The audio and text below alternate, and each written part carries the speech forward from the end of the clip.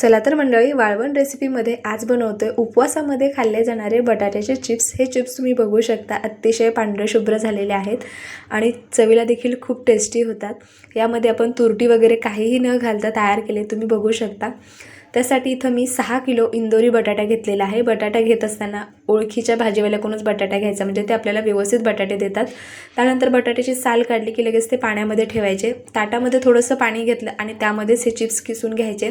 असे जर ताटात किसले ना तर ते लाल पडतात, त्यामुळे आपले चिप्स बिघडण्याची शक्यता असते। स्टीलच्या डब्यामध्येच इथे मी ठेवले, प्लास्टिकच्या बकेटमध्ये वगैरे ठेवायचे नाही, स्टीलच्या भांड्यात ठेवायचे, जेणेकरून चिप्स खूप मस्त राहतात। आपल्याला यामध्ये तुरटी वगैरे घालण्याची गरज नाही। सकाळी पाण्यातून काढले, दुसऱ्या पाण्याने स्वच्छ धुवून घेतलेले आहेत। इथं मोठ्या टोपामध्ये ना मी पाणी गरम करण्यासाठी ठेवलेले आहे। त्यामध्ये चवीनुसार मीठ घातले, म्हणजे एक 2 ते 2.5 चमचे मीठ घातलेले। पाण्याला खळखळून उकळी आली की स्वच्छ धुतलेले चिप्स यामध्ये घालायचे।